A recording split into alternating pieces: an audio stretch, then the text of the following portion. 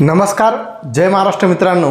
निर्धार competitive hub या YouTube चॅनलमध्ये मी दिनेश गवई तुम्हा सर्वांचे हार्दिक स्वागत करतो. आपण चालू केलेली आहे महाराष्ट्राची railway group D express series आणि या सिरीजमध्ये आपण आधी 15 दिवसा अगोदर बघा, म्हणजेच बरेच दिवस झाले आपण बघितला होता आकृत्यांची मोजणी याचा पहिला पार्ट. त्यानंतर आपण पेड बॅच चालू केलेली आहे, त्यामुळे आपण याचा दुसरा पार्ट बनवू शकलेला नाही. बऱ्याच विद्यार्थ्यांनी कमेंट केला की सर काउंटिंग ऑफ फिगरचा दुसरा पार्ट केव्हा येईल. त्यामुळे आज आपण पेड बॅच आणि फ्रीमध्ये जे लेक्चर आपले चालू आहेत त्यामध्ये हा लेक्चर काउंटिंग ऑफ फिगरचा आपण सर्वांसाठी घेणार आहोत. तर सर्वांना हा जर व्हिडिओ आवडला तर सर्वांनी या व्हिडिओला लाईक करायचा आहे, शेअर करायचा आहे आणि निर्धार कॉम्पिटेटिव्ह हब या यूट्यूब चॅनलला सबस्क्राईब करायचं आहे. बघा, वेगवेगळ्या टाईपचे एक्झाम्पल आपण बघूया. तर बघा, ही डायग्राम आहे. तर दिलेल्या आकृतीमध्ये एकूण त्रिकोण किती असं तुम्हाला जर विचारलं तर बघा, नंबरिंग करा. 1 2 3 4 5 आणि 6. म्हणजे हे लहान त्रिकोण किती आहेत रे? 6 आहेत. अधिक बघा, हा एक मोठा त्रिकोण झाला, एक अधिक हा एक उलटावाला एक दुसरा त्रिकोण झाला, हा म्हणजे किती झाले? एकूण हे 8 त्रिकोण झाले. म्हणजे अशा प्रकारची आकृती आली तर तुम्हाला डायरेक्ट दिसून येईल की यामध्ये किती त्रिकोण असतात? 8 त्रिकोण असतात. 6 हे 2 सरळ आणि एक उलटावाला असे किती? 8 त्रिकोण त्यामध्ये असतात. पुढची डायग्राम बघा, अशा प्रकारची डायग्राम आहे आणि यामध्ये तुम्हाला विचारलं की दिलेल्या आकृतीमध्ये एकूण त्रिकोण किती. तर बघा, नंबरिंग करा. 1 2 3 4 5. ठीक आहे. आणि काय करायचं? शेवटचा अंक आहे 5, त्याला 2 ने गुणायचं, म्हणजेच 5 गुणिले 2 10 उत्तर तुमचं येईल. म्हणजे अशा प्रकारची आकृती आली तर त्यामध्ये तुम्हाला समजतील किती त्रिकोण आहेत?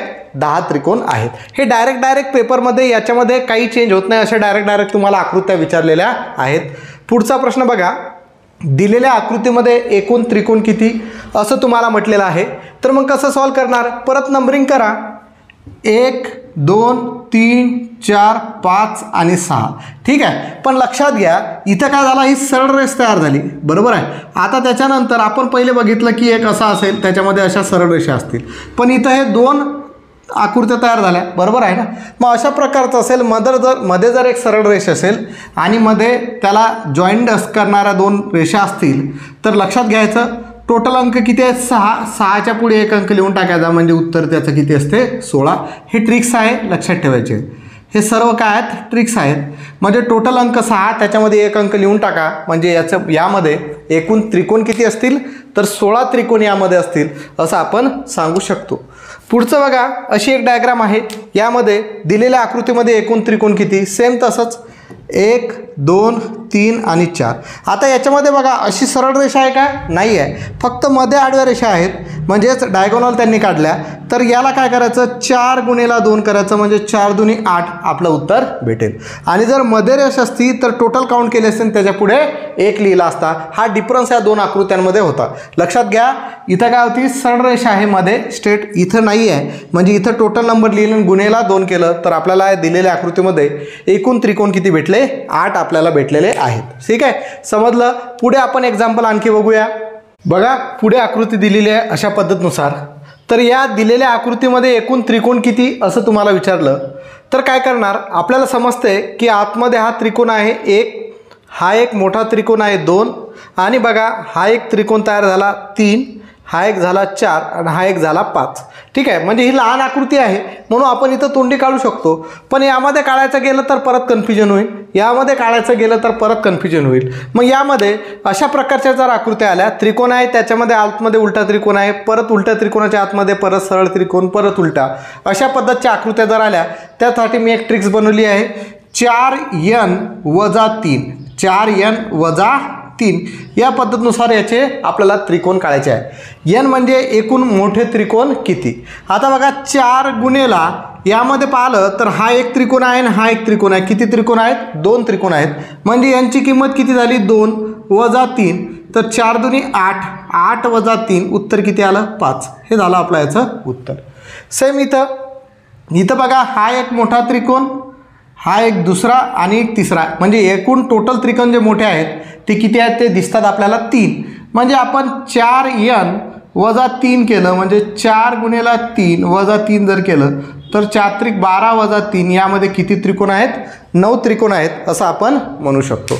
ठीक आहे. पुढे बघा, ही आकृती आहे सेम, परत हा एक मोठा, दुसरा, तिसरा आणि चौथा, म्हणजे 1 2 3 आणि हे आपलं 4, बरोबर आहे.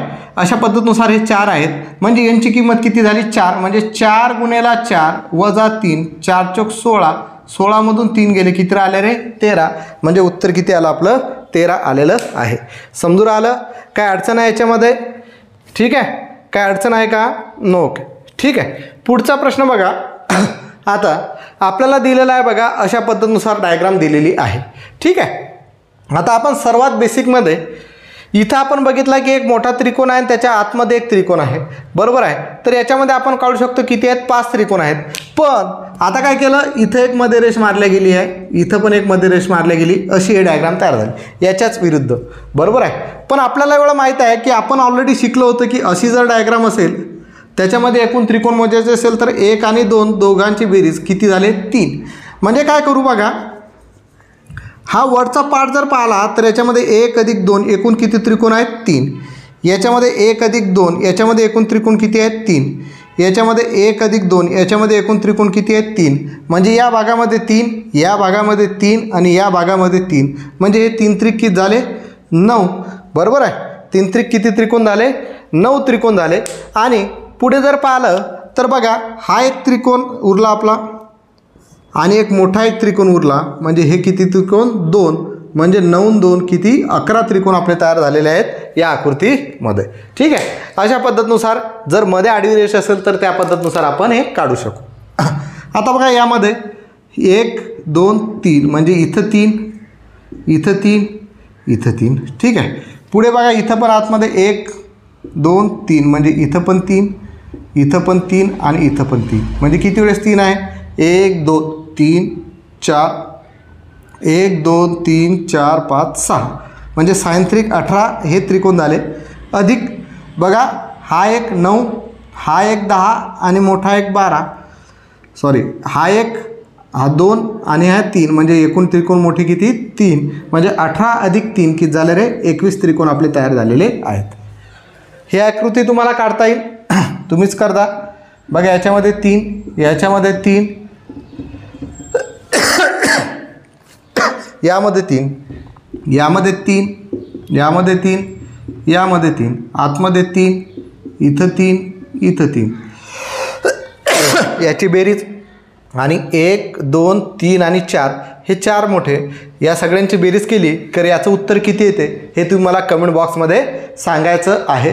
पुढचे आणखी काही प्रश्न आपण बघणार आहोत, तर पुढे आपण पुढचे प्रश्न बघूया. परत आपल्याला बघायचं आहे की या संपूर्ण दिलेल्या आकृतीमध्ये एकूण त्रिकोण किती आहेत. ठीक आहे. तर ही पहिली आकृती बघा, यामध्ये आपल्याला माहीत असते की हा जर बॉक्स पाहिला तर आपण नंबर लिहितो 1 2 3 4, म्हणजे 4 गुणेला 2 यामध्ये किती झाले 8, हे आपण ऑलरेडी शिकलेलं आहोत पहिल्या पार्टमध्ये. परत इथं 1 2 3 4 म्हणजे 4 गुणेला 2 इथे किती झाले 8 झाले, बरोबर आहे. परत इकडे 1 2 3 4, 4 गुणेला 2 इथे किती झाले 8, म्हणजे बेरीज जर केली तर 8 अधिक 8 अधिक 8. पुढे बघा हा एक पॉईंट आहे, या पॉईंटमुळे हे आपण ऑलरेडी शिकलेलो आहोत पहिले, हा एक त्रिकोण तुमचा तयार झाला, हा एक उलटा त्रिकोण तयार झाला, बरोबर आहे. म्हणजे इथे 2 त्रिकोण तयार झाले. आता या पॉईंटमुळे काय झालं बघा, हा एक त्रिकोण तुमचा तयार झाला आहे ना, आणि हा एक उलटा तुमचा त्रिकोण तयार झाला, म्हणजे हे 2 त्रिकोण तुमचे तयार झाले. आणि बघा आता हे सरळ नसून तर इकडे आलं खाले, याच्यामुळे एक तुम्हाला गोष्ट लक्षात येईल की हा एक मोठा त्रिकोण बघा इथून पासून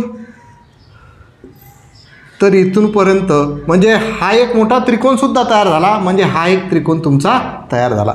आता ऑप्शनमध्ये आपण जर पाहिलं तर 8 त्रिक 24 25 26 27 28 आपलं उत्तर येईल, पण 28 उत्तर नसून तर बघा या रेषेमुळे काय झालं की हा एक मोठा आपला त्रिकोण तयार झाला, म्हणजे हा एक त्यामध्ये ॲड करावा लागेल. म्हणजे जर केलं 8 1 8 8 2 16 8 1 24 25 26 27 28 आणि 29, म्हणजे या आकृतीमध्ये एकूण त्रिकोण किती आहेत 29 त्रिकोण आहेत असं आपण म्हणू शकतो.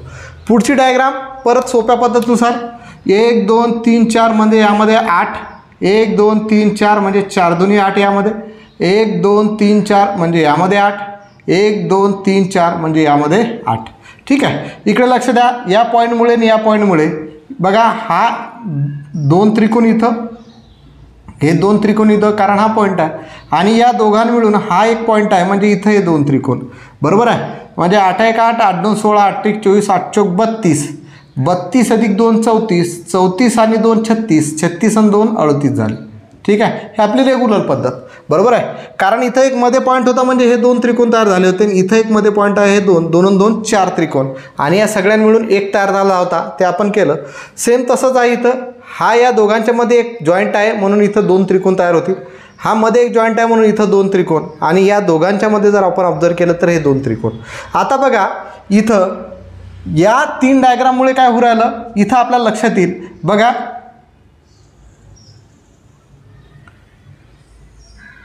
हा एक त्रिकोण तुमचा तयार होऊ राहिला, म्हणजे 38 मध्ये 1 मिळवला. आता इकडच्या बाजून जर गेलो तर हा एक त्रिकोण तुमचा तयार होऊ राहिला, म्हणजे +1 झाला. आता फक्त याच्यापुरता जर विचार केला तर बघा हा एक त्रिकोण तुमचा तयार होऊ राहिला, हा वरच्या पॉईंटमध्ये, बरोबर आहे. लक्षात घ्या, माझा पेन कसा चालवत आहे त्याच्यावरती लक्ष द्या.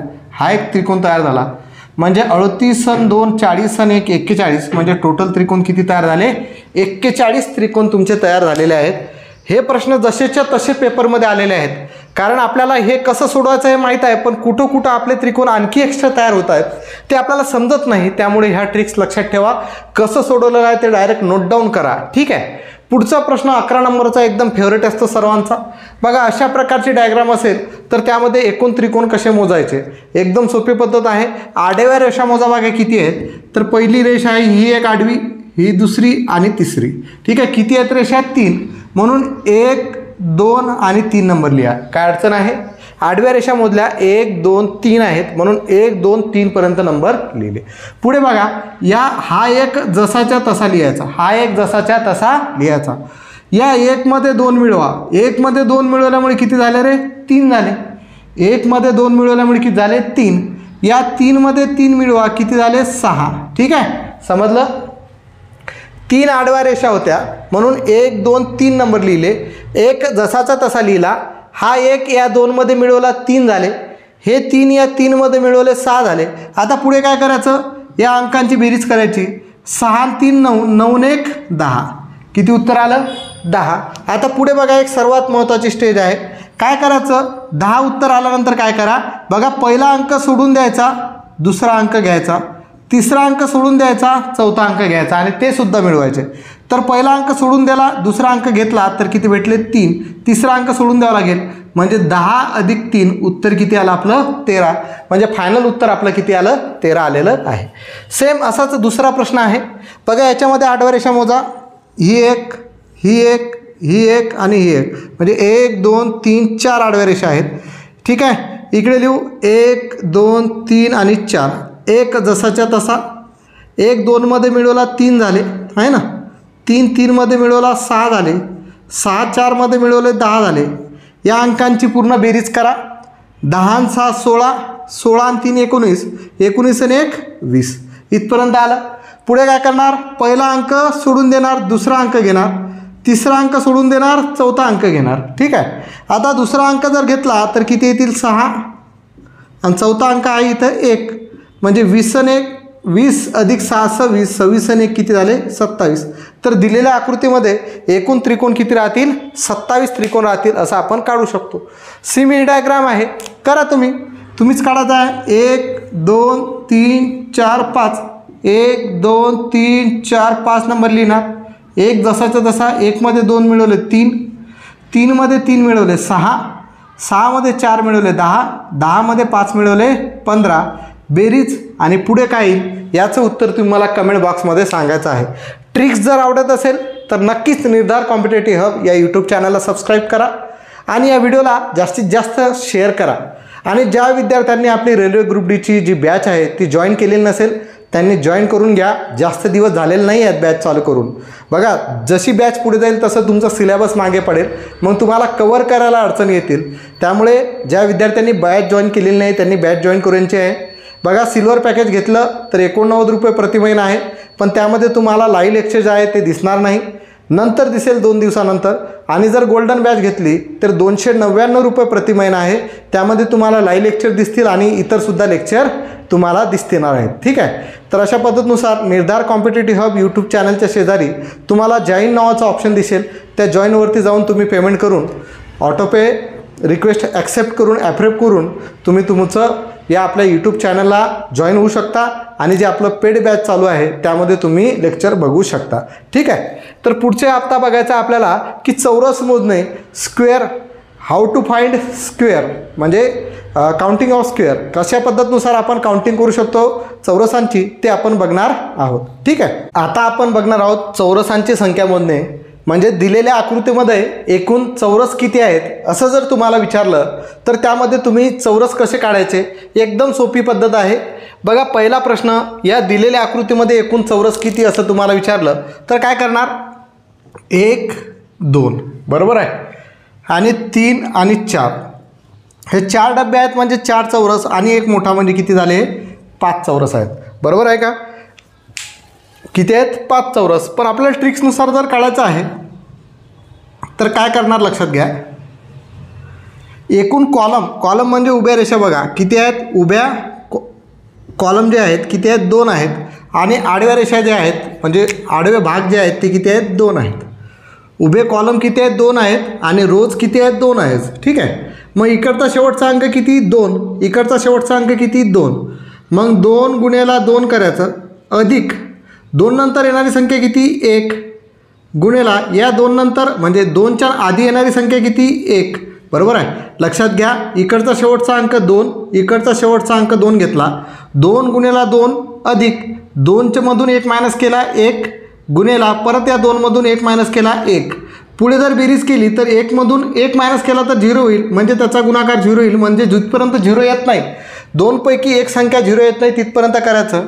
तर बघा 2 गुणेला 2 4 अधिक 1 गुणेला 1 1 म्हणजे 4 अधिक 1 किती झाले 5 झाले. यामध्ये एकूण चौरस किती 5. आता ही लहान होती म्हणजे आपण तोंडी काढू शकलो, पण याच्यामध्ये जर काढायचं म्हटलं तर याच पद्धतीनुसार काढावं लागेल. बघा 1 2 3 3 रोज आहेत, 3 कॉलम आहेत आणि रोज किती आहेत 1 2 3, याला आपण नंबरिंग टाकलं. इकडचा शेवटचा अंक 3 आहे, इकडचा शेवटचा अंक 3 आहे, गुणाकार करा 3 गुणेला 3 अधिक या 3 मधून 1 वजा केला 2 गुणेला या 3 मधून 1 वजा केला 2 अधिक पुढे या 2 मधून 1 वजा केला 1 गुणेला या 2 मधून 1 वजा केला 1 1 मधून 1 वजा केला 0 येईल म्हणजे इथं सोडून द्या. म्हणजे जिथपर्यंत 2 पैकी एक संख्या 0 येत नाही तिथपर्यंत करत राहायचं. यांचा गुणाकार केला 3 त्रिक 9 अधिक 2 गुणेला 2 4 अधिक 1 9 4 13 आणि 1 14 म्हणजे या दिलेल्या आकृतीमध्ये एकूण चौरस किती आहेत 14 आहेत. ही तिसरी आकृती बघा, नंबरिंग करा कॉलमला 1 2 3 आणि 4, रोजला जर केली तर हा 1 2 3 4 आणि 5. सॉल्व जर करायचं म्हटलं तर इकडचा शेवटचा अंक 4 गुणेला इकडचा शेवटचा अंक 5 अधिक 4मधून 1 गेले 3 गुणेला 5मधून 1 गेला 4 अधिक 3मधून 1 गेले 2 गुणेला 4मधून 1 गेला 3 अधिक 2मधून 1 गेला 1 गुणेला 3मधून 1 गेला 2. पुढे बेरीज जर केली तर 1मधून 0 येईल म्हणजे ते करता येणार नाही. म्हणजे पुढे जर सॉल्व केलं तर 4 पंच 20 अधिक 3 चौक 12 अधिक 2 गुणेला 3 6 अधिक 2 म्हणजे 20 अधिक 12 किती झाले 32, 32 आणि 6 38, 38 आणि 2 किती झाले 40. तर दिलेल्या आकृतीमध्ये एकूण चौरस किती आहेत 40 आहे असे आपण म्हणू शकतो.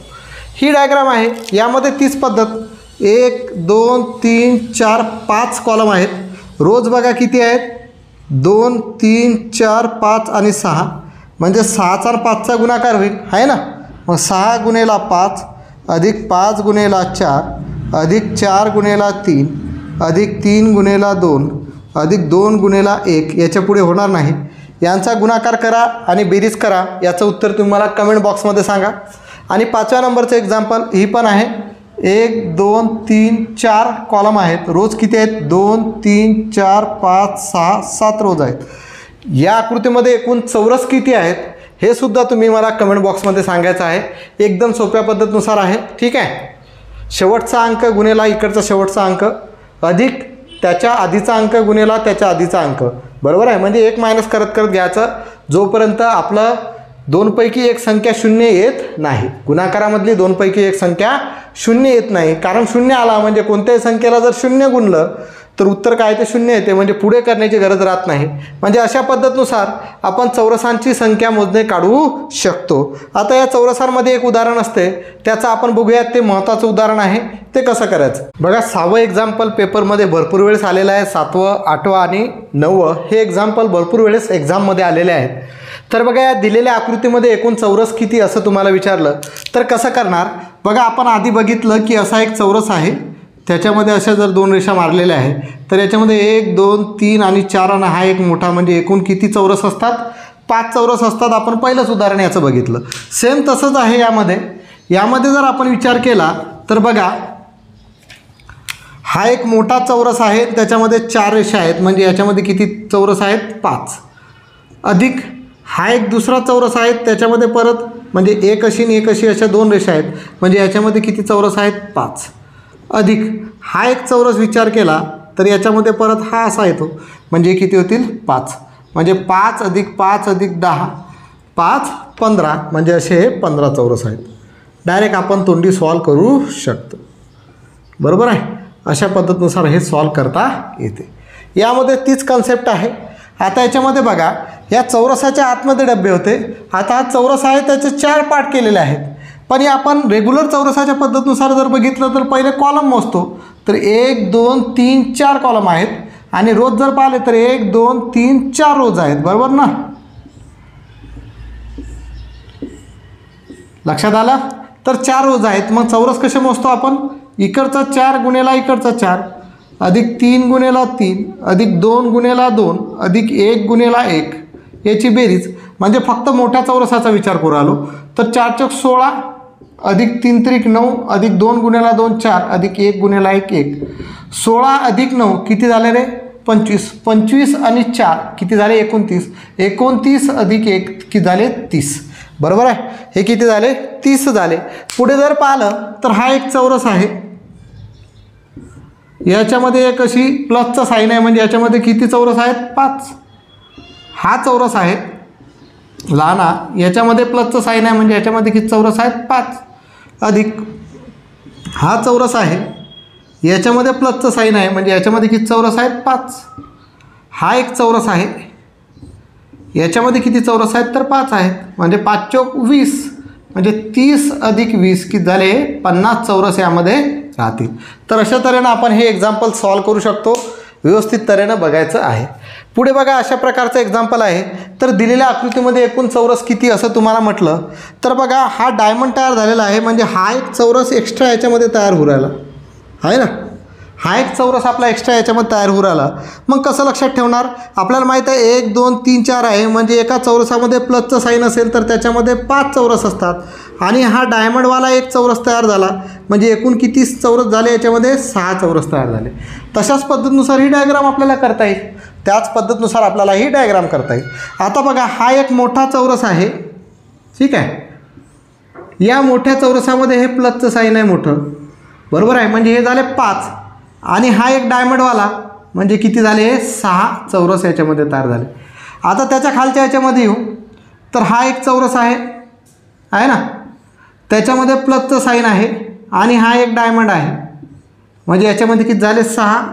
अधिक त्याच्या खालच्या याच्यामध्ये येऊ तर याच्यामध्ये फक्त प्लसचं साईन नाही, डायमंड नाही आहे, म्हणजे याच्यामध्ये किती आहेत? 5 आहेत, म्हणजे 6 6 12 अधिक 5 किती झाले? 17 चौरस या दिलेल्या आकृतीमध्ये आहेत. म्हणजे आकृती जेवढी कठीण दिसते तशा पद्धतीनुसार ती कठीण नसते, तर ती सोपी असते. फक्त व्यवस्थित लक्ष देऊन दिमागाचा वापर करून करायचं आहे, ठीक आहे. तर अशा पद्धतीनुसार आपण चौरसांची संख्या मोजणे काढू शकतो. आता बघायचं आपल्याला दिलेल्या आकृतीमधील एकूण आयतांची संख्या मोजणे. पुढची कन्सेप्ट सोपी आहे. पुढे बघा, आपल्याला बघायचं आहे काउंटिंग ऑफ रेक्टँगल, आयतांची संख्या मोजणे. तर पहिली आकृती आहे. या आकृतीमध्ये एकूण आयात किती आहेत असं जर आपल्याला विचारलं तर काय करणार? नंबरिंग करा. 1 2 3 आणि 4, आणि या अंकांची बेरीज करा. 1 अधिक 2 अधिक 3 अधिक 4, म्हणजे बरोबर 4 आणि 3 7 7 आणि 2 9 9 1 10, म्हणजे या दिलेल्या आकृतीमध्ये एकूण चौरस किती आहेत? 10 आहेत. सेम या आकृतीमध्ये एकूण चौरस किती असतील तर नंबरिंग करा 1 2 3 4 5 आणि 6. 6 पर्यंतच्या अंकांची बेरीज आहे. क्रमागत नैसर्गिक संख्यांची बेरीज बरोबर शेवटची संख्या गुणिला त्यापुढील संख्या भागेला 2 बेत्रिक 6 3 7 21. म्हणजे यामध्ये कितीचं चौरस आहेत 21 चौरस आहेत. ठीक आहे. आता यामध्ये बघा आता ही आकृती आणि ही आकृती सेम होती. ही आकृती चेंज झाली तर या आकृतीमध्ये एकूण चौरस किती आहेत ते मोजायचे आहेत. नंबरिंग करायची. पहिले आपण कॉलम बघू 1 2 3 आणि 4. 4 कॉलम आहेत. रोज जर पाहिले तर बघा 1 2 3 आणि 4 रोज आहेत. मग काय करा इकडच्या अंकांची बेरीज करा. 1 अधिक 2 3 3 आणि 3 6 6 आणि 4 10. इकडच्या अंकांची बेरीज केली तर किती आली 10. आता इकडच्या अंकांची बेरीज करा. परत तेच अंक आहेत 4 आणि 3 7 7 आणि 2 9 9 आणि 1 10. ठीक आहे. समजलं काय केलं. चौरसांमध्ये काय करत होतो आपण इकडचा अंक गुन्ह्याला इकडचा अंक नंतर 1 1 मायनस करून गुणाकार करत होतो. आयतामध्ये काय कॉलमच्या अंकांची बेरीज गुन्ह्याला रोजच्या अंकांची बेरीज म्हणजे इकडच्या अंकांची बेरीज झाली 10 इकडच्या अंकांची बेरीज झाली 10 म्हणजे 10 गुणिले 10 जर केलं तर यामध्ये एकूण आयात किती आहेत तर 100 आयात आहेत असं आपण म्हणू शकतो. सेम तसंच चौथं एक्झाम्पल 1 2 3 4 5 आहेत. इथं 2 3 4 5 आहेत. ठीक आहे. म्हणजे 5 पर्यंतच्या अंकांची बेरीज किती होईल 15 आणि इथं 5 पर्यंतच्या अंकांची बेरीज 1 पासून तर 5 पर्यंतच्या अंकांची बेरीज या अंकांची बेरीज केली तर 15 इथून पासून तर या अंकांची बेरीज केली तर 15 आणि या 15 गुणिले 15 म्हणजे 15चा वर्ग किती होईल 225. तर या आकृतीमध्ये एकूण चौरस किती आहेत 225 असं आपण म्हणू शकतो. हे एक्झाम्पल तुम्ही सोडवायचं आहे. बघा 1 2 3 4 5 6 6 कॉलम आहेत. रोज बघा 2 3 4 5 6 सेम रोज आहेत. ठीक आहे. समजा एक रोज आपण वाढवून टाकला 7 रोज केले तरी काही इश्यू आहे का नाही. काय करावं लागेल हा 7 केले म्हणजे 1 पासून तर 7 पर्यंतच्या अंकांची बेरीज येईल ती जी पण येईल ती. ठीक आहे. आणि 1 पासून तर 6 पर्यंतच्या अंकांची जी पण बेरीज येईल ती ही 21 येईल समजा आणि ही जे येईल 21 मध्ये 7 मिळवले किती झाले 28 येईल. 28 आणि 21चा गुणाकार केला की आपल्यामध्ये यामध्ये दिलेल्या आकृतीमध्ये एकूण चौरस काय आहेत ते समजते. ठीक आहे. तर या आकृतीमध्ये एकूण चौरस किती आहेत ते तुम्ही मला सांगायचं आहे आणि त्याचं उत्तर तुम्हाला कमेंट बॉक्समध्ये द्यायचं आहे. ठीक आहे. आणखी काही प्रश्न बघूया ते थोडेसे कन्फ्यूज करणारे तुम्हाला वाटत असतील तर. ठीक आहे. बघा काउंटिंग ऑफ रेक्टँगलमध्ये आता आपण पुढचे काही थोडेसे वेगळ्या टाईपचे एक्झाम्पल बघणार आहोत. बघा या दिलेल्या आकृतीमध्ये एकूण आयात किती असं आपल्याला विचारलं तर सेम पद्धत आहे. नंबरिंग करा 1 2 3 आणि 4.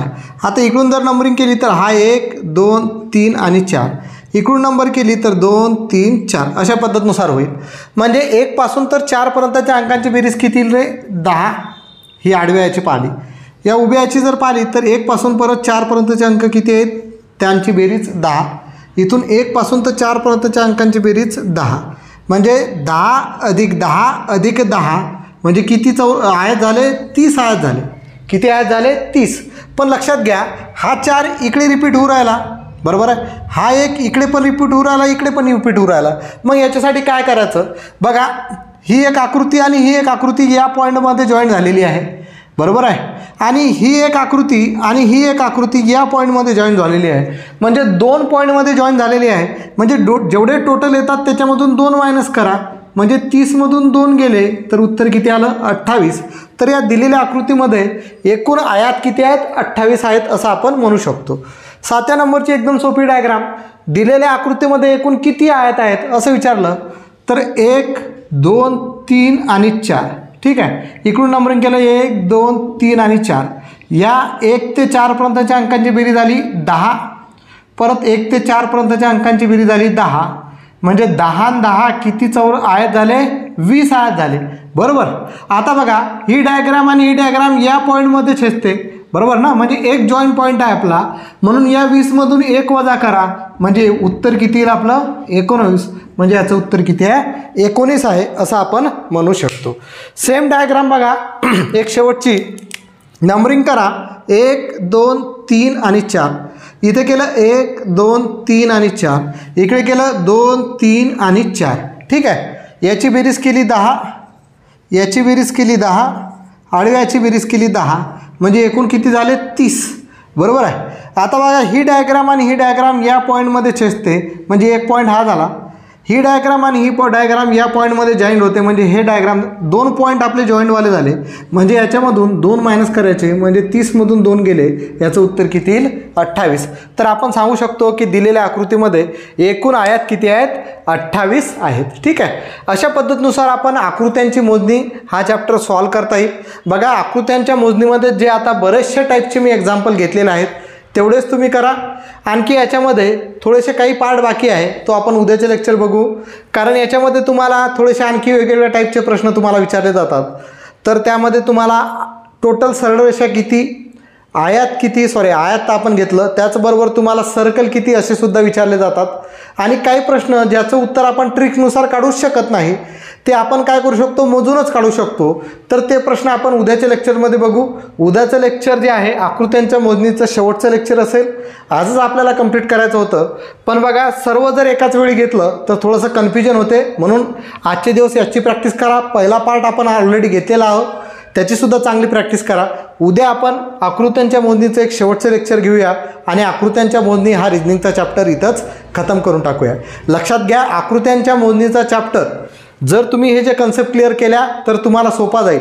पण काही उदाहरणं असे राहतील की त्याचं उत्तर काढायला तुम्हाला वेळ लागेल, तुम्हाला समजणारच नाही की त्याच्यामध्ये एकूण आकृत्या किती आहेत. तर मला असं वाटते की जर तुम्हाला ते समजतच नाही आहे की कसं सोडवायचं, किंवा आपण जे घेतलेलं आहे तशा पद्धतमधलं ते जर नसेल आणि तुम्हाला बिलकुलच समजून नाही राहिलं की कसं करायचं, तर तिथंच तो प्रश्न स्किप करून टाकायचा आहे. कारण त्या प्रश्नासाठी वेळ गमावल्यामुळे तुमचं नुकसान होऊ शकते. जर तुम्हाला तो येत नसेल तर तो स्किप करून टाका, पुढचा प्रश्न तुम्ही घ्यायचा आहे. आणि जर अशा टाईपमधला असला तर सर्व प्रकारच्या मी ट्रिक्स तुम्हाला सांगितलेल्या आहेत. आता काही जे प्रश्न जे आपण ट्रिक्सनुसार काढू शकत नाही त्याला मॅन्युअली मोजावंच लागेल. ते प्रश्न आपण उद्याच्या लेक्चरमध्ये घेऊ आणि उद्याच्या दिवशी हा शेवटचा लेक्चर असून आकृत्यांची मोजणी हा चॅप्टर खतम करू. पुन्हा ज्या विद्यार्थ्यांनी बॅच जॉईन केली नसेल त्यांनी बॅच जॉईन करून घ्या, तुम्हाला नक्कीच फायदा होणार आहे.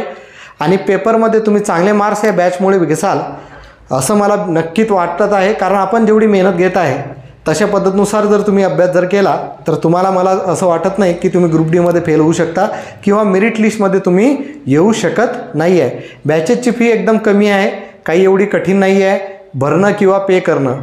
त्यामुळे एवढा काही विचार करू नका, बॅच जॉईन करा. जेवढं लेट करसाल तेवढं तुमचं नुकसान होईल. लेट जरी केलं तरी तुम्हाला जे पेड लेक्चरचे बॅचेस आहेत ते तुम्हाला पाहायला भेटतील, पण तोपर्यंत इतर मुलांचा तुमच्यापेक्षा भरपूर अभ्यास झालेला असेल आणि तो आपला जो टायमिंग आहे तो टाईम तुमचा निघून जाईल जो प्रॅक्टिस करण्याचा आहे तो. त्यामुळे तुम्ही बॅच जॉईन करून घ्या. आणि आजचा जर व्हिडिओ तुम्हाला आवडला असेल, आजचं लेक्चर जर तुम्हाला आवडलं असेल तर नक्कीच निर्धार कॉम्पिटेटिव्ह हब या यूट्यूब चॅनलला सबस्क्राईब करा, या व्हिडिओला लाईक करा, व्हिडिओला जास्तीत जास्त शेअर करा. आणि सर्वांनी कृपया करून व्हिडिओ शेअर करताना कुणी व्हॉट्सअपला टाका, टेलिग्राम असेल टेलिग्रामला टाका, फेसबुकला इंस्टाग्रामला तुम्ही आपण व्हिडिओ शेअर करा, म्हणजे जेणेकरून जास्तीत जास्त विद्यार्थ्यांना याचा फायदा घेता येईल. कारण बऱ्याच विद्यार्थ्यांना माहीतच नाही आहे की आपलं निर्धार कॉम्पिटेटिव्ह हब या यूट्यूब चॅनलचं ग्रुप डीसाठी स्पेशल बॅच चालू झालेली आहे आणि आपण त्याचे लेक्चर घेत आहोत. जर विद्यार्थ्यांना माहिती पडली तर त्यांचासुद्धा चांगला फायदा होईल. तर सर्वांनी शेअर करा. धन्यवाद. जय महाराष्ट्र.